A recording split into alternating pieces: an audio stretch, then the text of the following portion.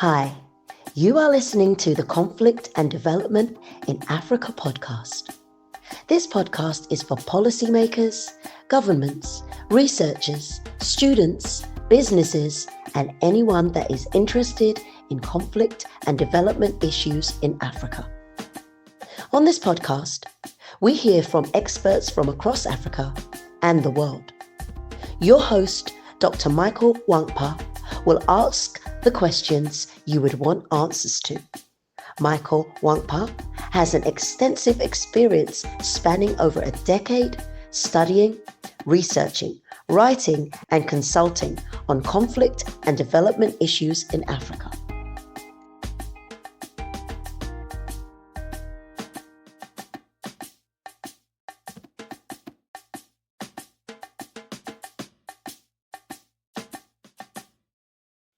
Hello and welcome to another episode of the Conflict and Development in Africa podcast. I'm your host, Dr. Michael Nwankpa. Today, we're going to be discussing an important topic, Ghanaian xenophobic attacks against Nigerians in Ghana. I'm joined by two very special guests. Our first guest is Professor Noah Echa Atta, Professor of African Economic History and Development in the Department of History and Diplomatic Studies, Federal University of Kashere, Gombe, Nigeria, and currently based in the National University of Lesotho. And our second guest is Yemisi Olawale, a lecturer at the Department of History, University of Ibadan. Gentlemen, it's a pleasure to have you join me today, and I look forward to our conversation. Thank you. It's my pleasure too. Brilliant, Prof. Let me. Okay, great. Let me start from. It's a general question, but I'd like you to respond first. So we've seen in recent times. I think if I'm not maybe around July this year, where we've seen some protests in Ghana where they've had a placard, Nigeria must go placard. What is them? Before we get to the historical, we know we've had history of Nigeria must go, Ghana must go. Before we get to the historical part, what is behind this recent agitation or protest? Well, the issue is a multifaceted one, cutting across politics, economics, and social cultural dynamics. When we want to talk about the recent, the July 26 to 29, 2025 protest, Nigeria must go protest in Ghana.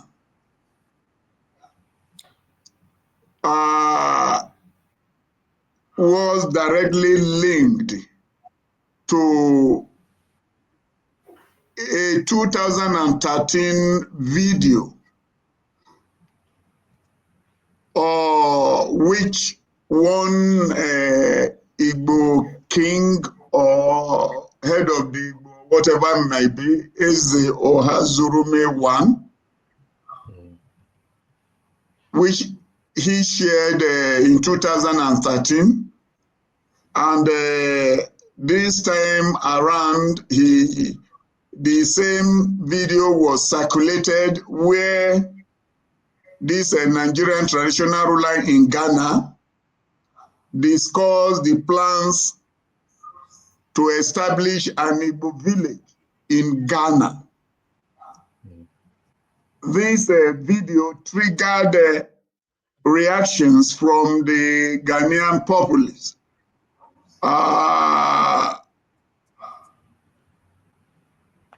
Demonstrating that they were having the fear that, these Nigerians are encroaching traditionally and culturally and economically into Ghana, and they are not trying to keep their boundaries as aliens. So that was the first thing that triggered the recent protest, but there are underlying issues. But before your next question, before we go further, there is something I always want to clear about historically. The position of the July issue was the case of protesters. Unlike the 1969 aliens law in Ghana or the infamous 83-85 Ghana must go, that were precipitated by the government. We must draw that line for us to understand how this works out, because most of the time we lump everything together. Of course, there is no smoke without fire. There could be one or two influences of people in government, but the July protest was not government's position. Whereas the 1969 issue in Ghana and the 83-84 were government positions. Let me stop there for now. Okay. Yeah, so let me come to you. We will touch on the historical bit and look at the level of the parallels. But before we come to that place, how credible are the fears of the Ghanaian people in this research? Is it credible? Do they have a reason to fear, or is this just some sort of propaganda, or what do you think? Okay, thank you very much. Thank you, Prof, for making the distinction about the protesters and the government position about xenophobia. Well, I always argue that the extent of the credibility is questionable. But one thing I can establish very well is that the xenophobic behavior of Ghanaians is rooted in the problem of integration. Okay, because Nigerians and not Nigerians alone, Nigerians is just at the center of the event, just as the same way in the 1969 Alien Compliance Order, we always talk about the fact that Nigerians were the ones deported. So in this particular instance too, their credibility about economic domination, I think to a very large extent in my study of Nigerian presence in Ghana is credible. Okay, because even by 1969, Nigeria dominated all the economic activities. And the way xenophobic, which I'm going to discuss earlier, but mine is about, yes, it is credible. Their fears are credible. And their fears are rooted in economic forces. Okay, the economic forces of Ghana, which is the major thing drawing out the xenophobic behavior of the Ghanaians. So maybe I should stop with that before going into the history. Okay, we'll come back. Prof, Yemisi mentioned something very interesting. So if you look at credibility, does not necessarily means something that is a group of people can have a legitimate fear, but that doesn't make it morally right. So if we say so what I want you to clarify for me from what Yemisi said is, now if someone feels like, if I hate using the word, but let me use it for, if you say alien, some people have come from outside, and by virtue of their hard work or whatever, they're doing better than we are doing, so we'll feel threatened. But is that a fault of the Nigerians? Is that or the fault of the Ghanaian people to create, or is it the fault of the Ghanaian people? Are they less ambitious, or is that the fault of the Ghanaian government to create an environment that of that integration? Or whose fault? Where do we place the blame? Or how credible is this? A positive credibility or negative credibility? I think that's the right question. Well, when we are talking about the credibility on the issue, the xenophobic attack of Ghanaians against Nigeria, we cannot draw a parallel with what happened in Ghana and what is still what happened in South Africa and what is still happening in South Africa. Typically,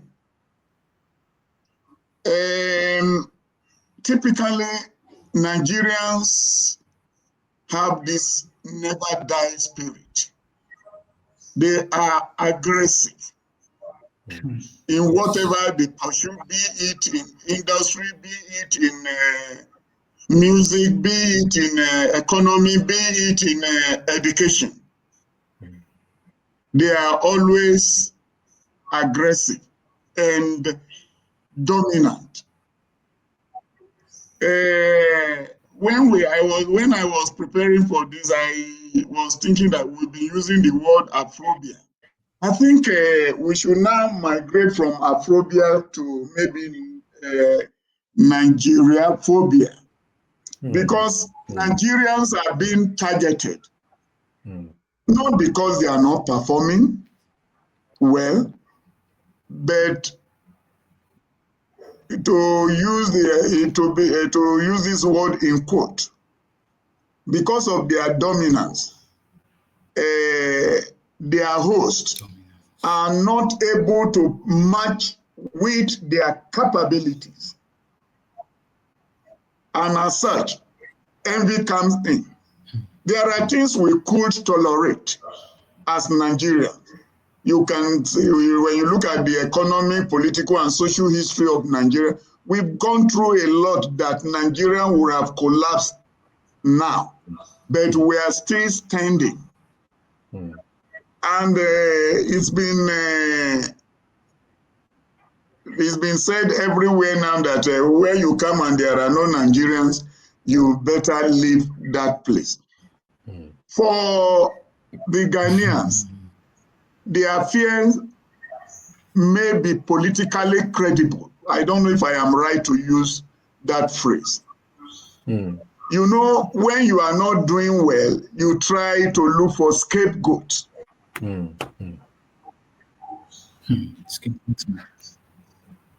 So Nigerians are being scapegoated in this xenophobic attack. And the people, the protesters, like I say, I don't want to use the government in this case. Of course, it follows the same line of argument that, okay, this is the hatred against this particular people. And this time around, you will understand that the protest, the attack was against only Nigerians and not other immigrants. I don't know if I am right or wrong, but I've not read where other Africans were attacked, except in the past. In the 50s, in the 60s, we have all this across West Africa and even Africa. It is the failure of governance, and again the poverty of leadership, perhaps across Africa, not only in Ghana. And those in the political sphere would now want to point to or get a scapegoat to cover for their failure. Just as we have in Nigeria today, the government of the day is busy giving one excuse or the other for its own failure and blaming others or whatever for its own failure.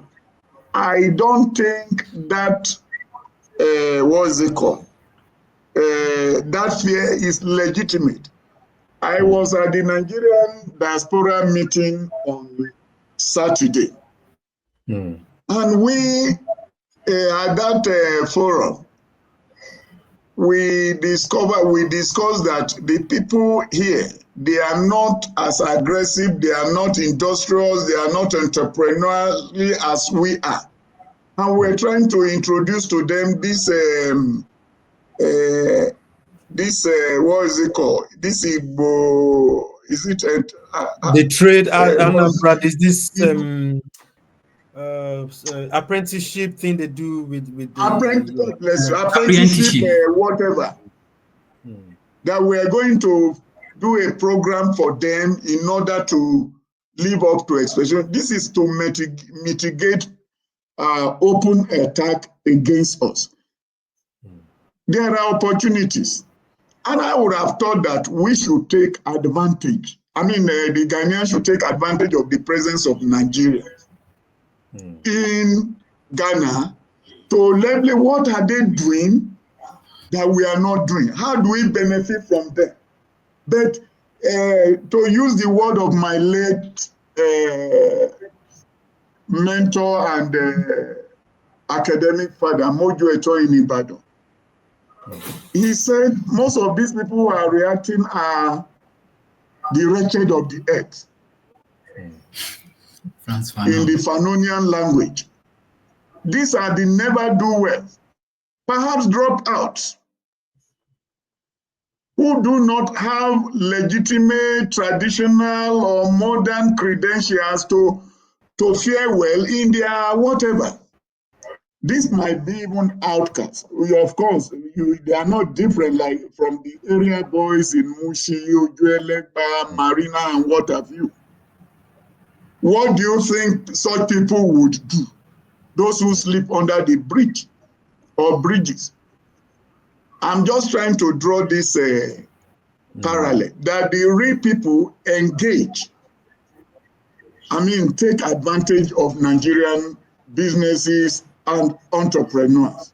So for me, the issue of credibility or justification for their action is like Yemisi said, is questionable. Prof, there's something you mentioned. Without, and I'll come to you in a minute, but let me go to Yemisi. Without taking agency away from this so-called wretched of the earth, we've seen it. Sorry? You mentioned South Africa. Without taking agency away from this so-called wretched of the earth, Yes. the protesters, and you mentioned something also very interesting, how it is a question of political legitimacy, and how the political elite also capitalize or manipulate the situation for their own gain. So in talking about that, I wanted to look at the broader. We've seen what's going on in not only in Africa, we see it in America in the Donald Trump's administration, the xenophobic, you see, there's this, we can't deny that, it's undeniable that it's part of this, the ICE actions are driven by race. We've seen it here as well. In the UK, we've seen this anti-immigration. So it's not just Africa. So what is going on? How does the Ghanaian case fit into the global apathy? Not apathy, but how would I put it? Against immigrants. What are we seeing? On one hand, we're seeing that the globe is expanding, but again, we're seeing a lot of protectionism. What is behind all of this? Can you speak to the paradox of that? Yeah, it's just simple. I'm sorry to say on this platform, all these are coming up because of the crack in democratic apparatus. You understand me? Either we like it or not. We have different civilization here and there. I've always accused historians and social scientists of fueling bad governance under the theories of what we have been taught in the school. Of course, we cannot hold on to something that is not working. Before I left Federal University Kashire, we employed a young man who was my undergraduate student. When we employed him, Dr. Abdul Kadri, I said, then I was the dean of the faculty. I said, my friend, don't come and teach these students introduction to economic history the way I taught you. Because between the period I taught him in 2000, perhaps 2005, up to whatever. I said, I taught you what Ogunremi taught me, but I have come to understand better You understand me? Now, like you said, it's a global issue. And it is because they are trying to hide the crack in democracy. I'm glad you will Well, say that. I'm glad you say that because I'm currently editing a book and we're looking at so liberal. there is need for us to how would I say, to re-examine the utility, the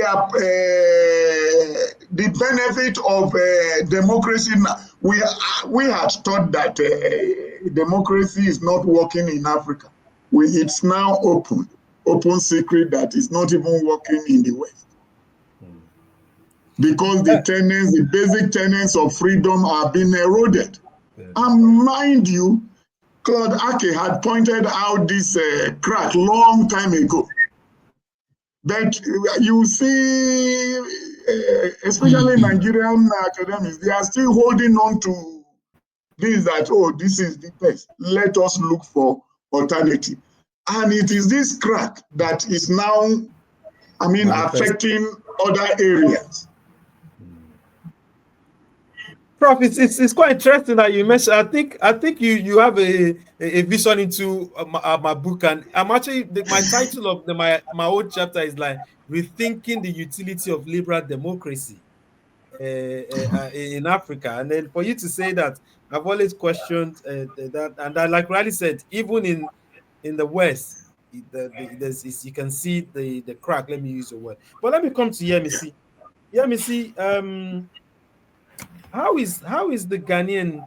I know Prof has, from what Prof has said, it looks like the Ghanaian government has maybe they've distanced themselves from this. Yes. So have you seen any? How has the Ghanaian government? Is there any formal response from either the Ghanaian government or the Nigerian government towards this recent stuff? Well, the response of the government, I will also chip in two things from what Professor Noah said. I was not scared about the protesters at the initial moment, but when we go back a little bit into history, the Alien Compliance Order of 1969, we will find out that it also started as a protest, and the protest was just like we are having the cocoa price has fallen, and their economic hardship of Dr. K. Busia to implement the order. So I am particularly scared that even this wretched of the earth, they might be pulling some forces, which, well, I don't know because I'm not there in Ghana. Okay, but the way exclusionary policies works, it always starts from the aspect of practice, exclusion in practice, before you now move to exclusion in programs, and the final stage of exclusion of aliens from a particular state, which is also often discussed as deportation. So I'm always scared about that for that particular position. Then two, about the government. Well, Nigerian government diplomatically addressed the issue by saying that there is no cause for alarm, while the Ghana government distanced themselves. But we cannot know, there is always an hidden and declared objective in foreign relations. So we cannot know to the extent, the in-house idea of the Ghanaian government. Yes, because of state diplomatic relations, they are going to establish the fact that no, we are not going to do all this kind of deportation and alien thing. But We see. we don't know the people in government pushing for this. Okay, so it can be part of the broader picture of Ghana political. So that's my own position, sir. We spoke about we keep the audience might not understand. For the audience who might not understand the historical precedents, Prof, do you want to explain the alien division policy of Ghana and then the Nigeria must go 83, 85 under, I think, was it Babangida or Buhari? It's one of them. Do you want It to just give a started with brief? Shagari in 83, then Buhari in 85. The truth is this: the 1969 alien I think July 17th or there, am I right? July 17th, no, not July 17th, November 17th, which was implemented on the 2nd of December 1969, just few days. Obviously, during Eke Busua's regime, after Nkrumah and the other military, and you know, Busia was brought in within a fragile political setup, and we understand that Nkrumah was overthrown within the period of political and economic fragility in Ghana, especially due to the, the falling cocoa prices. And it was telling on the people. And in order to make it as a smokescreen, to give legitimacy to the weak government of Busia, they try to find scapegoats in foreigners. Mark you, there should be another distinction. It was not only Nigeria. Other West African citizens were expelled. But But Nigerian population was the highest at that time. I think there is this debate of maybe between 200,000 to 400,000. I'm not so sure now. And it's just to embark on a populist policy, just like what Hitler did in Germany when he came against the Jews, that they were the root cause of Germans' problem. We can draw historical parallels with this. So, in order to the government to be popular, and you know we are dealing with a population that is not well, not an articulated population, not sound population. And they buy into this. They bought into this. Similarly, when we come to Nigeria, of course, what happened in Etitiri, I was a participant because, in those days I had left secondary school and I was already working as a civil servant, earning good salary there. I started working in 1980 before going to the university, and everything was okay. Until the profligacy of, Shagari regime. People like Diko, people like, Akinloye, were just squandering our resources. And all the military rules that have come in, apart from the early ones, the 66, they have always been, they had justification. And each time the military something came up, we all jubilated because the military men were smart enough to identify the problem in the country to tell us, oh, these people, this is the way. We saw it. We witnessed it. We felt the pain. So instead of addressing these our economic issues which they created, I'm sorry to draw parallel again, because some people have accused me that I'm not a historian, that I'm a social scientist. I have been trained by Mojo Eton that you must make history relevant to the present, which is the philosophy of Ibn Khaldun. What happened there? The government now use it just to cover up and drop these people away. And I witnessed it was not the question of Nigerians against Ghanaians. It was the question of Nigerian government against Ghanaians. We had no problem with Ghanaians. They were the barbers in whatever. And I even knew a man doing very well under the Marina CMS bridge. Many of them, you see this quality hairstyle that our ladies are putting on now. For those of you who are younger than me, you may not know that it was the Ghanaian. The Ghanaians brought this, and some of this this braille was brought by the Chadians. Yeah. Why were the Ghanaians sent away? Why were the Chadians not sent away? Why were the Nigerians not sent away?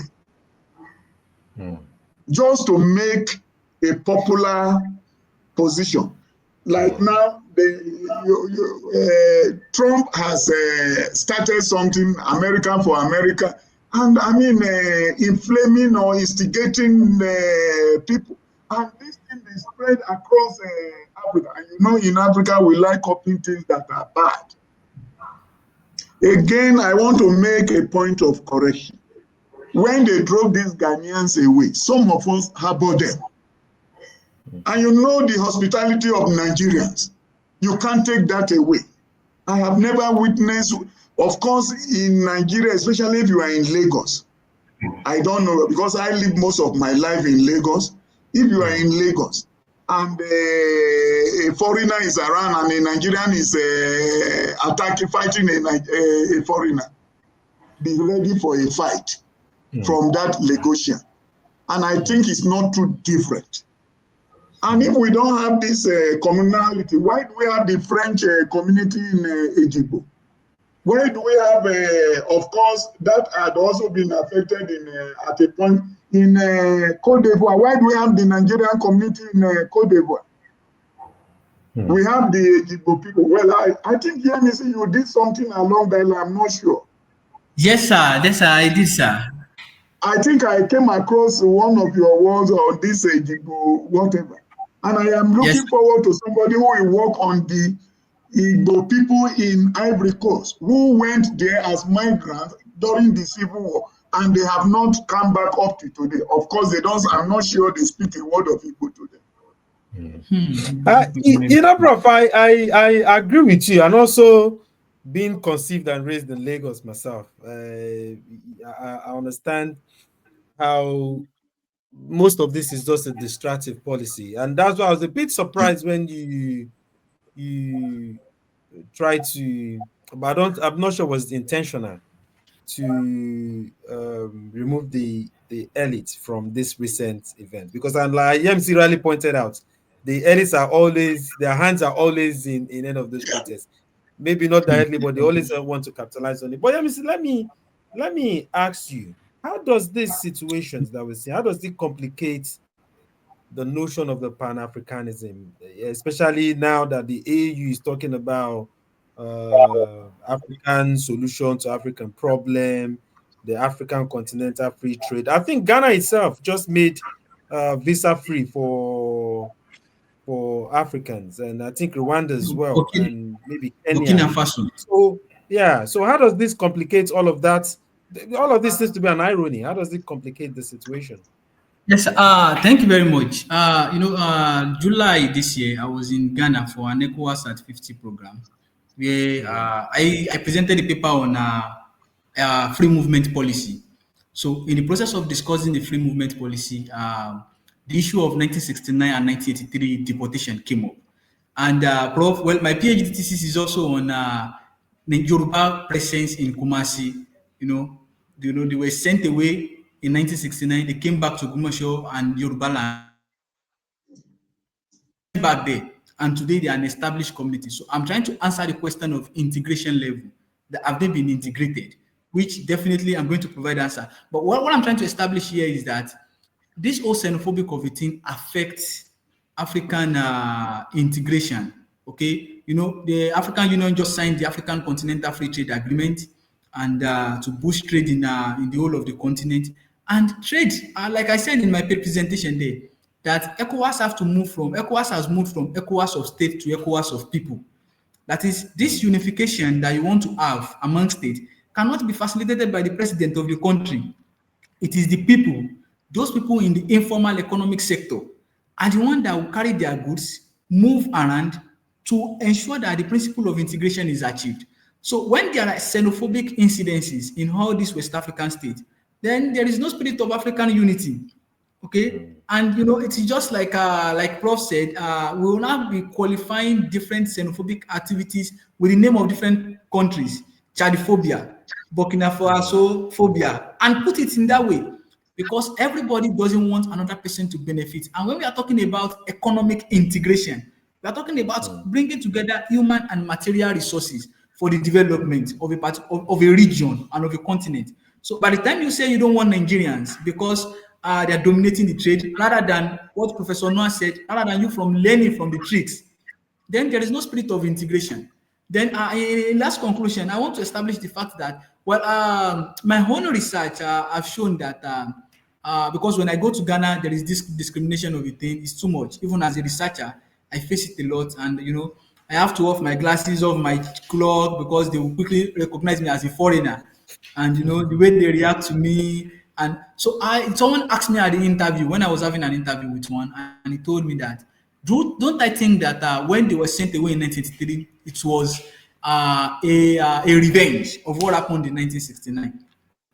Well, I stand to be corrected, but from my own research, I established the fact that it was not a reappraisal.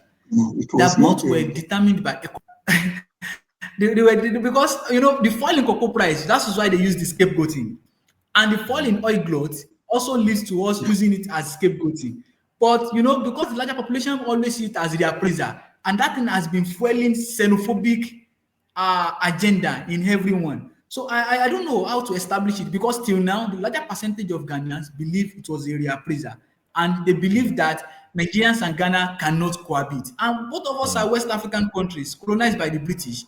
So how do we promote? And even in West Africa, both of us are kind of giants. So how do we cohabit for the development of West Africa when two strong countries are against each other in terms of peoples and citizens, which make up the bulk of the foreign policy relation? So that's my submission. So it does not allow Yeah. for integration. Dr. Michael, let me come in here.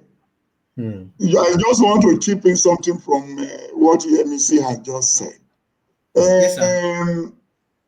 The relationship between Ghana and Nigeria predated colonialism. There had been this kola nut trade between Nigeria and Ghana before colonialism.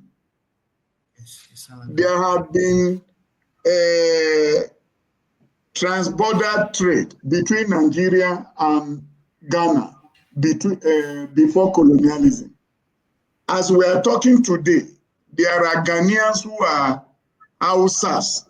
I think it's northern Ghana or thereabout. Northern Ghana. Yes, sir. Northern Ghana, Kumasi. The present Ghanaian military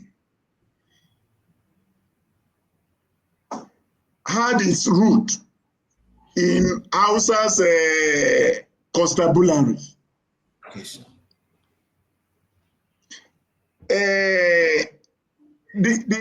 I think Dr. Nwankpa said something while we were discussing that from what we have been saying is just a product of manipulation by the elite.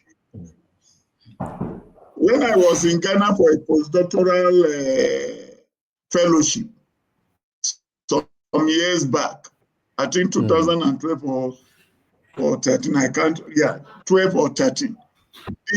My host, Auntie Irene, the director of the Center for African Institute,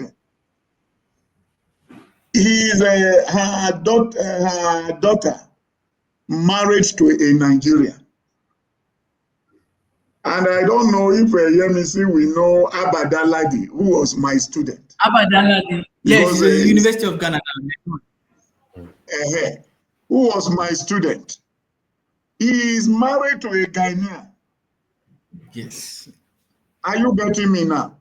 that this thing actually may not reflect the social relationship or dynamics between the two citizens. I don't want to use the word country now. That it is elitist manipulation. But this thing, like I said, I argue somewhere that if we are not careful, when I was putting a proposal on this xenophobic whatever in South Africa, that this thing may morph into genocide. Look at what happened between the Hutu and Tutsi in Rwanda. It started gradually like this, and it was because of a political manipulation. Look at what is happening now in our dear country, Nigeria. Sometimes I'm not moved by, sometimes when they said, I am in a foreign land, I have my limitations here, and they do all sorts of things. But I normally tell my colleagues, I say, look, we have to be careful where we came from. What is it like? It's true. I'm glad you mentioned that. Discriminate against ourselves. I'm glad you mentioned that. Prof, sorry to cut you short, but there are still there's something you and Yemisi have said. Yemisi mentioned, he said ECOWAS should move from ECOWAS of state to ECOWAS of the people. And then we're talking about states. But again, we're seeing something also in parallel with what's going on. We've seen it in Botswana, where the anti-colonial struggle party has fallen. We're seeing protests in Mozambique. We've seen in all of these places where the African youth seems to be distanced from that colonial struggle or that historical bit. They are more concerned about governance, about what is happening now. And they are the forefront. We saw the NSAS protest led by the youth. We saw the finance, in Kenya. We are seeing youth. We're seeing flashes of this. We see, all of this happening. Do you think we are getting to a place where the elite, again, we're seeing in Nigeria, like Raleigh said, where the elites are playing on our primordial identities, playing on ethnicity and all of that. But alongside that, we're also seeing these newer forces, these youth that are not thinking like that. Do you think that is a force that will definitely challenge and change this system? Do you see that hope? With the Senegalese president, we saw the youth president in Senegal. I think is the youngest one. We see this military guy in Burkina Faso. I don't believe military has anything, because military itself didn't play any role in African independence, but they've always acted like savior. So I'd never believe that the military can play any role, no matter how good intention they are. But we're beginning to see all of this stuff. Do you see hope, is what I'm saying, where the African youth can change the system? Yeah, well, we can see hope somewhere, and we cannot see hope in other places. Africa, we cannot lump African countries together in this scenario, in the sense that the Nigerian youth, I'm sorry to say, speak from both sides of the mouth, depending on the patronage they receive. I remember in my high school days, in the 70s, for the fact that the food in the dining hall didn't taste well, we went on riot. You remember the Ali must go, historically, in 78, Ali must go. Yes, sir. The elites have been able to capture the youth. And now, while we are talking about the poverty of leadership in Nigeria, for me, the thesis on the poverty of leadership is becoming obsolete. We should now look at begin to investigate the poverty of followership. These are people who are suffering. The weaponization of poverty has subdued people to the extent that they cannot decide meaningfully. Whoever puts bread on their table, just 5,000 is enough for them to change their mind. You remember what happened during the last, when some clergymen, bishops, or fake bishops came up? How do you account for that? How do you make progress with that?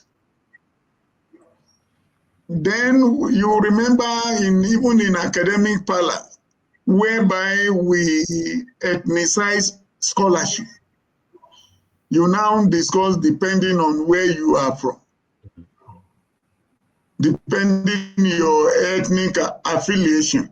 So we have a complex issue in Nigeria. It may work in other places like Senegal, but the way Nigeria is now, it cannot work. And because of that, now the so-called elites from the different ethnic backgrounds, they are in unity against us. I can't imagine Remi Tinubu. I can't imagine Remi Tinubu sitting down with the widow of Abacha in Kano. June 12th, I witnessed it. I lived in Surulere. I was held up in Antoni for 3 days. And I had to trek from Antoni through Mushi, through Inupeju Mushi, before I could get to Surulere. And these were the people in the forefront of political agitation. So I'm not saying we should not have the spirit of forgiveness. I'm not saying that. We can, but when somebody has not come to apologize or being held responsible, there is a big question. They now jettison the interests of the people and uplifting their own interests. All of them, put them together. They are either from east, west, south, or they are the same. As far as there could be pockets of them, but in the minority. In the National Assembly, who can you say that, okay, we stand for the masses? It's a big issue. And what they now do is to look for who is speaking against them, to buy them over. You're very, Prof, let me agree with you to some extent. Sometimes I look on the social media and I know one particular person is a young guy. Before I traveled, I brought him, he was assisting me in the program I was doing in Unilag. And he had a very objective, but now I see him. And you can clearly tell that this person has been bought, maybe giving some money to try to lauder the image of the current government. And these are people that are really suffering under the current government. And these are the youth. So I understand when you say the poverty of followership. But again, I also want to see them as not taking agency from them. I also want to see them as I want to hold, in my last book, I don't know if you've seen it, I wrote Nigeria's Fourth Republic, a Militarized Democracy. That's my last book. And one of the elements that I identified as going to change the continent is the youth. And I have great hope in that. And I hold educational system, and the academics are to be blamed, because I know in the I wasn't young enough in the late 80s, 90s. I go to meet my brother in the university. Like Riley said, you guys had access to even food in the university. You had all of that. These were solid academics. teaching with, but now we have academics that are graduating thousands of or millions of uncritical youth. So I don't want to put the whole blame on the youth, on the followers, but also put it on the academic side that are not teaching and raising. So that's my. So I wanted to comment on that. Okay, sir. You see, you cannot. There is this saying that when you have somebody with hunchback and the load on his head is not, his or her head is not stable, you have to look downward. For me, I'm not saying this because I'm part of the academy. It appears the academics to have been reduced to a situation that they cannot help themselves. As who are those being recruited into academics? Who are they? I was speaking with one of my former students. Was it this week? We're discussing, it's long time we discussed. He said he got a new job in Abuja. He's an activist. And he started recollecting that my Marxist disposition in the class, this and that, that every person knew where I was going. Today, the academic has become amorphous. Amorphous in the sense that now you look at some PhD, it's not peculiar to Africa or Nigeria, it's even abroad. When you see some dissertation now, you don't know where to start. You don't know where to rate it. And incidentally, the person becomes what? What is it called? Becomes a PhD holder. Later on, you hear he's a professor, professing nothing. I won't mention the university. I was supervising 3 PhD candidates. Not in my own university. I was supervising 3 PhD candidates. And 3 of them are different whatever from an elitist university. Oh, they said they were coming to meet me in Gombe. And I said, no, you don't have to meet me in Gombe. That I stopped, the last time I supervised a student face-to-face was 2008. That you don't need to come. Oh, there's a problem, they need to come and say. I say, no, I'm not the type of person. Just send your work to me. I think 1 or 2 sent their works to me. By the time I asked them to do this, do that, since 2022, they never got back to me. I tried reaching out to them. You understand? I tried reaching out to them. Oh, I'm not. They ignored my call. They ignored my emails, and I have to leave them. And I just concluded that, well, Atta has not.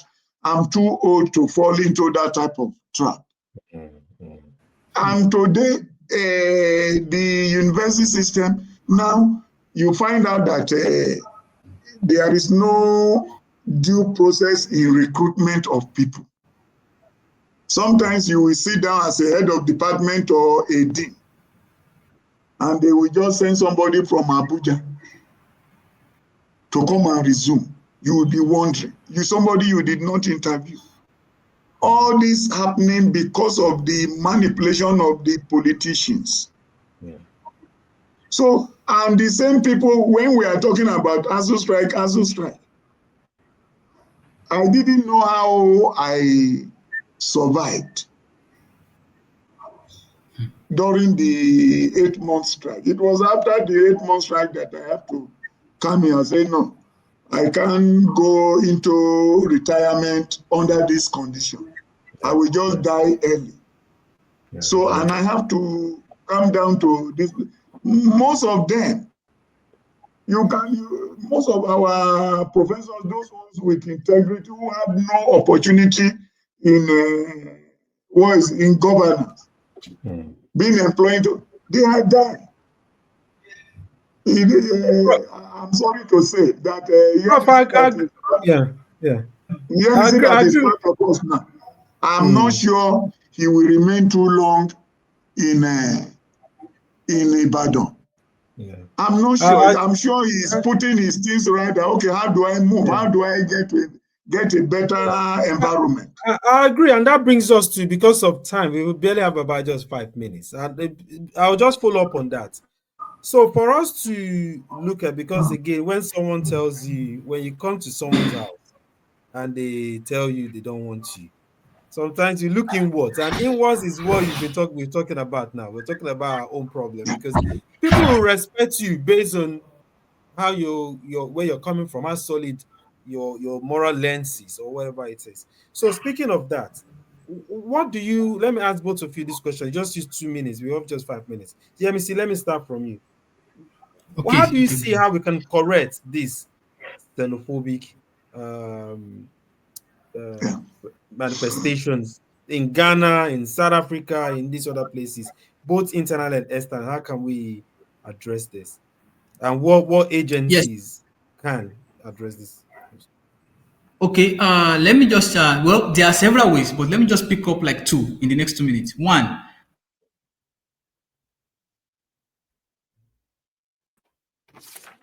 I worked on the paper suspension of state in the Niger Republic, and the citizens are jubilating, okay, because of the in depth of poverty in this particular state. Coup is not really about the military coup. It is about the economic state of the country, and not only the state, all over Africa. So every state government, this problem of corruption, I don't want to go into that. Every state government must return to the table and look inward for how economic development, sustainable ones, can be pursued. Okay, because unless these things are pursued, we are just there. So, and the xenophobic of a thing, they are reigniting the spirit of Africa is very, very important. And we have to go like one of Buhari's President Buhari's agenda, which I love so much, that change begins with me.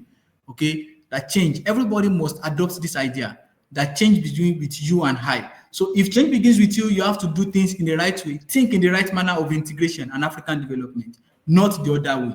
So rather than fuel xenophobia, you have to look inward and look at how you can collaborate with aliens and migrants towards the development of Africa, not individualism in this particular respect. So that's my Okay, position. brilliant. Prof, 2 minutes to you. Yeah. Yeah, the basic thing I want to say, yeah, mentioned it, and I just want to emphasize it, and that is my position. That how do I say, the push factor that push Nigerians out of Nigeria should be looked into. If your home is good, you won't go to another person's home. It's only a little percentage, like people who are itinerary or migrant traders, that want to move from one place to the other, like the Ogbomosho people, you understand me, like maybe to some extent the Ilesha people. My argument is that let the home government make their country, let Nigerian government make the country livable, sustainable. That is my own take on it. Once it's I good, agree you don't with need you. to go out. Those of us who are outside, we want to be at home, to eat amala, to eat fufu, to be connected with our family members from time to time. We have that filial feeling. So if I the agree home with you is good, no 100%. person will go out. Awesome. Another thing again I'll add to that is, if the home is good, it's not even about going out. Other people will respect you. We can. Thank you. We respect you. It's Just true. as the Okay. Ghanaians came in the 70s. Well, unfortunately, we're running out of time. We've got a few seconds. Then I really appreciate, your deep insights into this conversation. And I share the same sentiments, and I look forward to a continent that is free of unnecessary, what I call unnecessary hatred, envy, and state capture, state manipulation, and wish prosperous continent. Anyways, we have to go now, and I wish you the best. Thank you very much, and have a Thank great Thank you. you very much. Thank Thank you, you. Professor. Yes, sir. Thank you. Thank you. Yes, sir. I will reach out to you, sir. Okay, please do.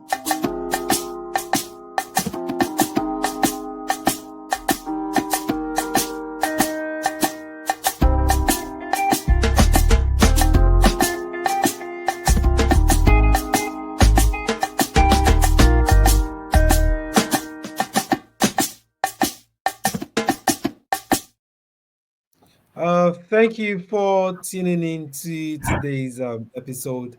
As usual, join me to thank our guests, Professor Atta and Yemisi Olawale, for their brilliant assessment of the xenophobic attack in Ghana and broader, wider issues in the continent. For now, stay blessed, and I'll see you soon.